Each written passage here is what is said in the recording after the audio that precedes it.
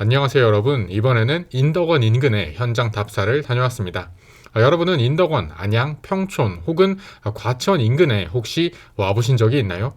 사실 인덕원 하면 비빔국수가 유명하고 광고는 아닌데 인덕원 비빔국수는 이번에 현장 다녀오면서 저도 다시 한번 먹었는데 진짜 맛있긴 하더라고요. 죄송합니다. 잠시 다른 먹는 이야기로 샜는데 다시 부동산 현황 이야기로 돌아오면 아무래도 인덕원은 과천과 안양, 평촌 그 사이 중간에 끼어 있는 입지로 이들 지역보다는 전체적으로 외부 인지도가 약한 지역이었습니다. 그러나 지난 부동산 상승장 동안 인덕원역에 들어오는 각종 호재와 아파트 리모델링 호재, 그리고 과천과 안양, 평촌이 상승하면서 인덕원도 따라 올라가는 키 맞추기 효과로 인해서 지은 지 20평이 넘어가는 33평 아파트가 무려 12억 4천만 원까지 상승하였습니다. 그러나 수요 공급 곡선에서 볼 수 있듯 이제는 반대로 가격이 올라가니 그 가격에 맞추어서 살 수 있는 수요가 낮아져서 가격이 하방 압력을 받게 되고, 자연적인 수요 감소뿐 아니라 엎친 데 덮친 격으로 부동산 분위기가 급격히 식으며 12억 4천만 원 하던 33평 아파트가 직거래로 4억에 거래되는 실거래 이력까지 나오게 되었습니다. 12억 4천만 원에서 4억 원으로 무려 8억 4천만 원이 하락한 거래는 직거래입니다. 직거래라 함은 일반적인 부동산을 통해서 매수자와 매도자가 부동산에서 만나서 거래를 하는 것이 아니라 매수자와 매도자가 알아서 각자 만나서 거래를 체결하는 경우를 말하는데요. 이러한 직거래는 일반적인 거래보다 특히 더 가격이 낮게 거래되는 경우가 많습니다. 일부는 이렇게 말씀하실 수도 있습니다. 그거 직거래라서 가격이 그렇게 하락한 것처럼 보이는 거다. 직거래는 특수한 경우라서 빼고 보아야 한다고 주장할 수도 있습니다. 물론 어느 정도 맞는 주장입니다. 사실 실제로 이곳 푸른마을 인덕원 대우 아파트도 지난 8월 8억대에서 거래가 되었는데 갑자기 4억이 하락해서 4억에 직거래가 된 경우이며, 네이버 부동산에 올라와 있는 매물도 가장 낮은 가격 매물이 7억입니다. 직거래가 가격이 이렇게 일반적인 매물보다도 3억씩 낮게 거래되는 경우는 증여성 거래를 의심해 보아야 합니다. 부동산 상승기에도 가격이 더 오르기 전에 빨리 자녀에게 증여를 하고 남에게 팔아서 양도소득세나 기타 경비 내느니 차라리 자녀에게 증여하면서 증여세를 내겠다, 그런 수요가 급격히 오르지만 반대로 하락기에도 자녀에게 증여를 하는 경우가 급격히 많아집니다.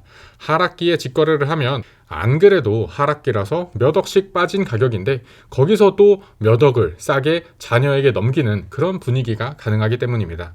실제로 푸른마을 인덕원 대우 아파트도 33평 전세 호가가 가장 낮은 매물이 4억, 그 다음 매물이 4억 1천, 4억 2천, 이런 식으로 매물 가격이 올라가고 있습니다. 쉽게 말해서 이번에 거래된 직거래는 전세보다도 싼 매매 거래라는 것입니다. 앞서 하락기에는 싼 가격에 자녀에게 아파트 증여가 가능하다고 말씀드렸는데요. 이런 거래가 가능합니다. 이번에 찍힌 직거래, 거래 가격은 4억입니다. 그런데 전세 시세가 가장 싼 게 4억입니다. 그러면 예를 들어서 아빠가 아들한테 여기 아파트를 4억에 팔고 이제는 아들 명의로 된 집에 다시 아빠가 4억에 전세를 들어가는 것입니다. 그러면 아들은 전혀 드리는 돈 하나 없이 부모의 집을 그대로 소유할 수 있습니다. 가족 간 직거래, 증여성 거래, 4억에 팔고 4억에 전세 사는, 들어가고 나간 돈은 하나도 없는데 주인은 부모에서 자녀로 바뀌어 있는 이런 증여 거래가 가능합니다. 물론 이번 푸른마을 인덕원 대우 아파트 4억짜리 거래가 이런 증여성 거래인지 아니면 다른 이유의 직거래인지는 저는 모릅니다. 주변 시세와 매물 가격, 그리고 전세 매물 가격을 통해서 혼자 시나리오를 써본 거래이지만 이번 하락장에 실제로 이런 증여성 거래가 상당히 많이 일어나고 있고 당국에서도 이런 증여성 거래가 아닌지 의심되는 사례들을 살펴보겠다는 언급도 한 것으로 알고 있습니다. 물론 직거래가 4억이고 네이버 부동산에 올라온 매물 가격이 7억인데 이 7억짜리도 거래가 안 되고 있으므로 5억 넘게 하락하는 분위기라는 그 사실은 확실하다고 볼 수 있으나, 그래도 전세보다 싼 매매, 전세에 올라온 매물이 제일 싼 게 4억이고 모두 4억보다 비싸게 매물이 올라와 있는데 오피스텔도 아닌 아파트가 전세보다 싸게 거래된 것은 이러한 증여성 거래가 아닌가 하는 저만의 추측을 해보고 있습니다. 아무튼 사실 직거래든 뭐든 12억 4천만 원 하던 20년 된 33평 아파트가 이제는 4억에 거래될 만큼 서울 수도권 이곳 인덕원의 하락 분위기는 심상치 않습니다. 혹시 여러분은 인덕원에 무슨 아파트 미분양이 났다던데 하는 소식을 들어보신 적이 있으신가요? 꼭 인덕원이 아니어도 이제는 서울 수도권에도 미분양 공포 분위기가 확산된다라는 뉴스를 보신 적이 있으신가요? 그 뉴스는 언제쯤 보셨던 뉴스인가요? 얼마 전에 분양했던 내손동의 인덕원 자이 SK뷰 아파트도 평당 3천만 원 정도의 분양을 했다가 결국 분양 당시에는 평균 경쟁률 2대1을 기록하며 분양이 완료되었으나 막상 계약일이 다가오자 수요자들이 요즘 집값 떨어진다는데 이름은 인덕원이지만 사실상 의왕시인 이곳이 평당 3천만 원이 맞나 하는 생각을 하게 되며 미분양이 나고 줍줍까지 가고 있는 상황입니다. 아직도 분양이 완료되지 않아서 여러 홍보성 기사를 내며 분양을 진행 중인 것으로 확인됩니다.